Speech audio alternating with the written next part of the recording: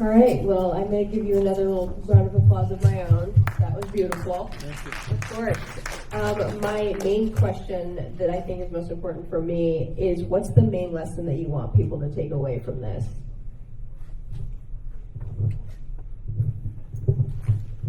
So first I'd like to thank the Newport Beach Film Festival. What a beautiful movie theater to see this movie on.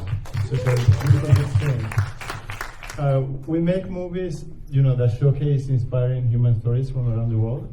And this is a very inspiring story from Belize, where a group of women leaders have taken the time and energy to protect their beautiful barrier reef and the way of life of the people. And we're really trying to showcase a positive story that could be replicated anywhere in the world.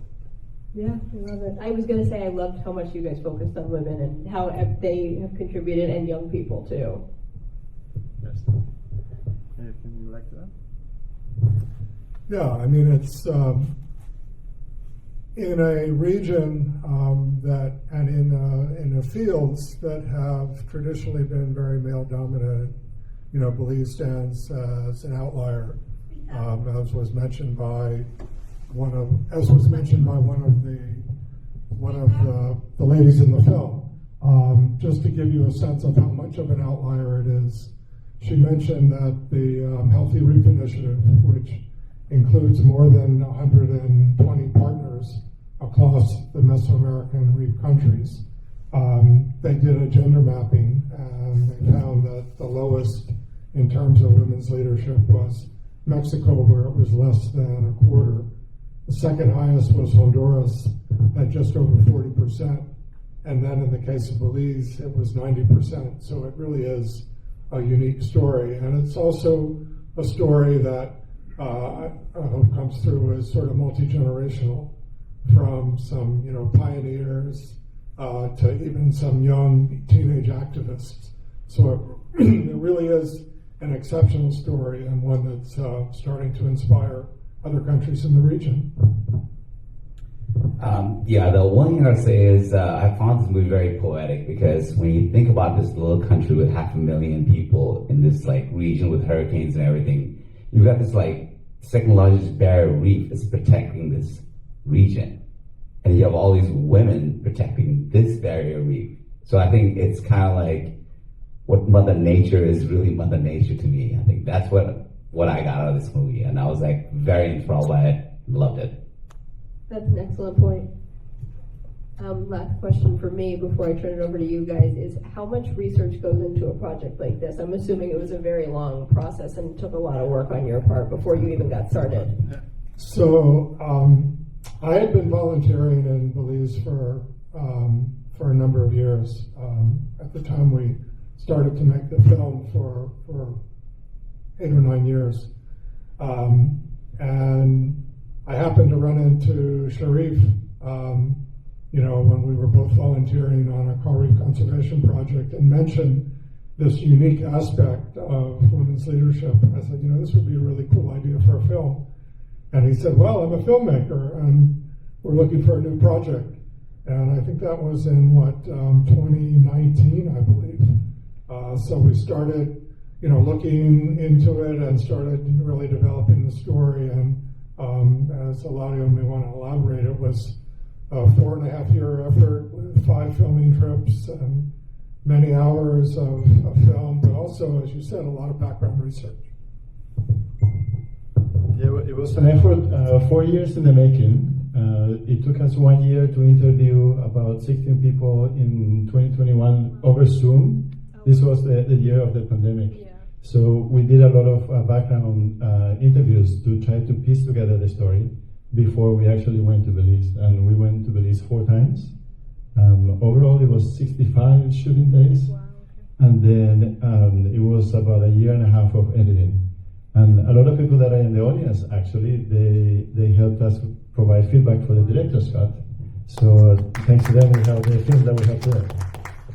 And while we're here, I'd like to do a shout out to our composer, Stephen Bennett, who's in the audience. He wrote the beautiful score that you could hear in the film. Amazing. Love that. And I love that so many of you guys are here. Okay, does anyone in the audience have a question? Because if not, I have a few more, but I want to give you guys a chance to.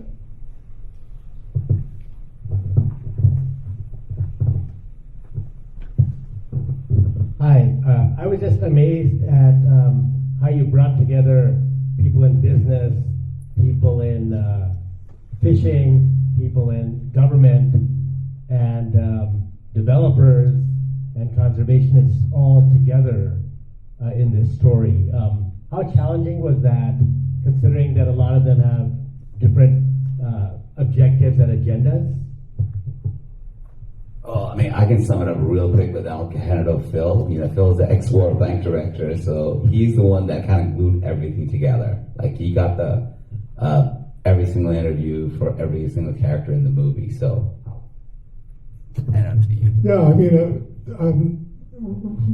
at the beginning, you know, we weren't sure sort of whether we wanted to drive the story or not. And I think to Eladio's credit, against maybe views of some of the others involved in making the film, he was pretty adamant that we didn't want to have an external narrator, that we wanted to tell the story entirely through the voices of the film participants. So, you know, that posed something of a challenge, but I think that's one of the reasons for the authenticity.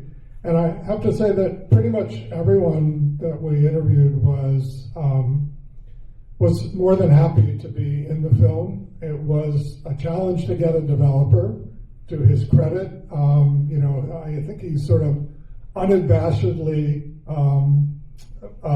candid about his, you know, views about balancing economic development and the environment. But there were other developers who, frankly, are having probably, you know, even more of a questionable impact on the environment that weren't willing to talk to us. So I really give him a lot of credit for being willing to go on camera and, you know, allowing us to be able to show both sides of that story. And to add to that, for us it was very important to showcase all the viewpoints that are of the story.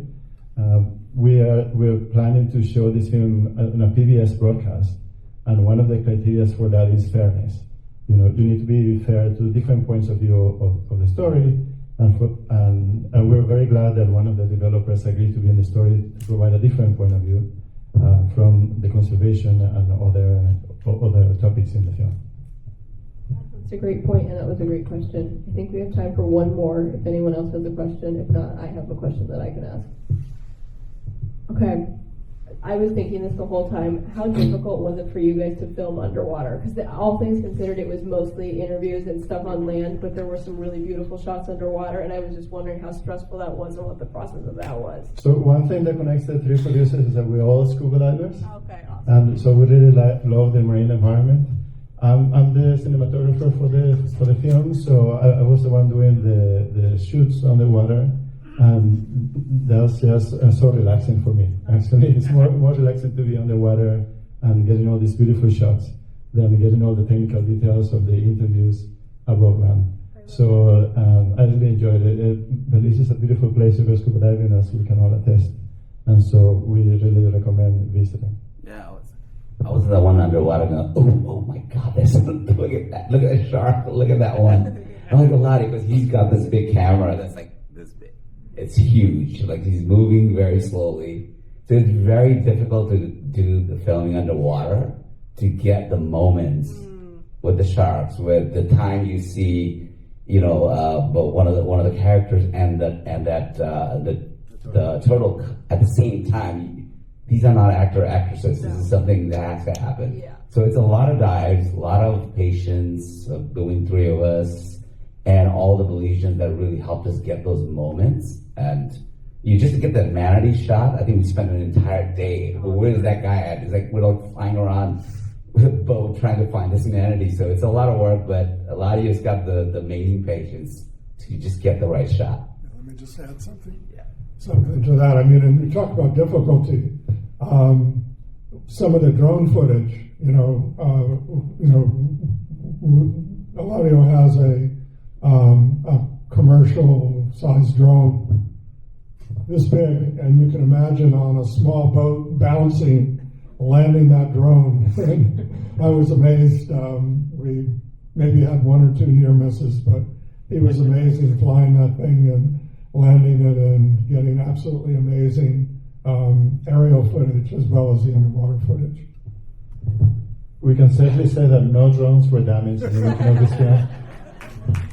Excellent work. I think that patience really comes across in what you were able to get, because you were talking about having to capture moments, and you were able to. And as I was watching, I was like, I know that so much detail and planning had to be like thrown into that to be able to get those shots, and like time, because you have to. I'm assuming you have to like do a lot of waiting for things to happen.